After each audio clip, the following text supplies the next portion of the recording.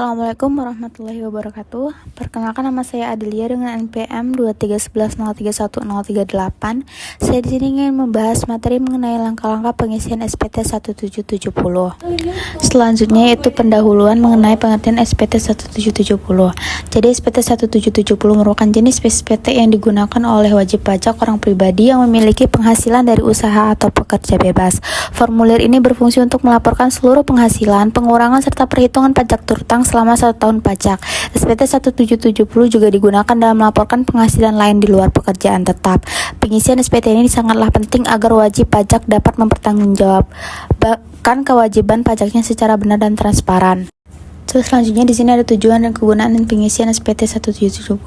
Tujuannya itu antara lain melaporkan seluruh penghasilan, harta dan kewajiban, kemudian menghitung jumlah pajak terutang dan mengkreditkan pajak yang dipotong, serta sebagai bentuk kepatuhan pajak tahunan bagi WPOP. Kegunaannya, SPT ini mengemaskan kepatuhan wajib pajak terhadap Undang-Undang Nomor 36 Tahun 2008 tentang pajak penghasilan.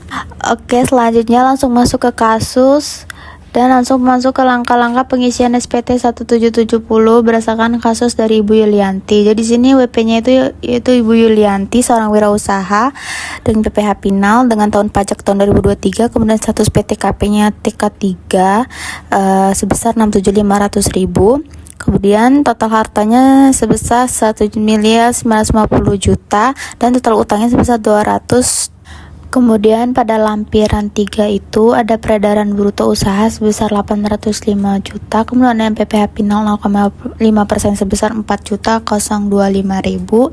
dengan ada juga hadiah undian sebesar 15 juta, kemudian sewa tanah sebesar 2 juta, sehingga total finalnya itu sebesar 21.025.000.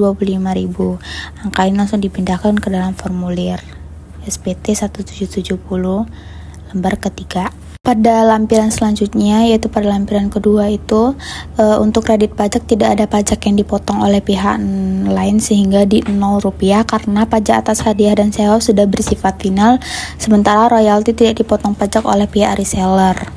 Sama halnya juga pada lampiran pertama halaman kedua itu tidak ada perhitungan atau potongan pajak, jadi tidak ditulis atau tidak diisi, tapi cukup mengklik pada bagian tidak diaudit saja.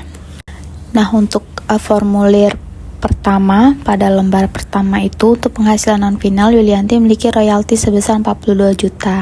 Karena penghasilan usahanya sudah dikenakan PPh final, maka tidak ada tambahan penghasilan usaha non final lainnya.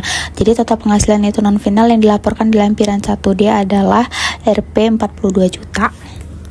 Dan untuk lembar terakhir pada formulir 1770 atau lembar induk, dari hasil perhitungan penghasilan neto Yulianti itu sebesar 42 juta, sedangkan PTKP-nya 67.500.000. Artinya penghasilan kena pajak atau PKP adalah 0, sehingga PPh terutang pasal 17 juga 0. Dengan demikian hasil akhir SPT tahun 2023 adalah nihil. Tidak ada pajak kurang atau lebih bayar. Selain itu, angsuran PPh pasal 25 untuk tahun berikutnya juga 0 karena tidak ada kewajiban PPh non final. Jadi kesimpulannya, Yulianti telah memenuhi seluruh kewajiban perpajakan dengan benar dan status SPT-nya nihil. Jadi kesimpulan akhirnya, Yulianti telah melaporkan seluruh penghasilan, harta, dan utang dengan benar. Penghasilan neto non final sebesar 42 juta masih di bawah PTKP 67.500.000 hingga tidak ada PPh terutang. SPT tahunan 2023 berstatus nihil menandakan kewajiban perpajakan telah terpenuhi.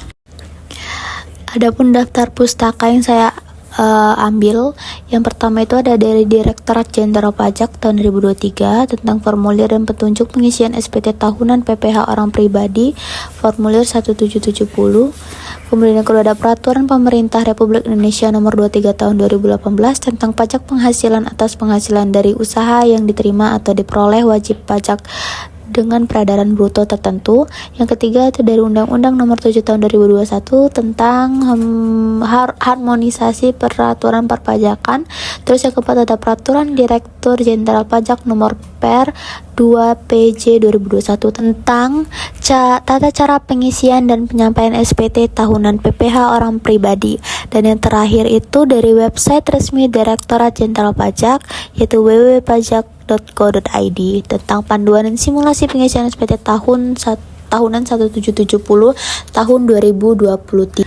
Baiklah, sekian penjelasan materi dari saya. Saya mohon maaf jika ada kurang atau salah kata. Saya ucapkan terima kasih. Wassalamualaikum warahmatullahi wabarakatuh.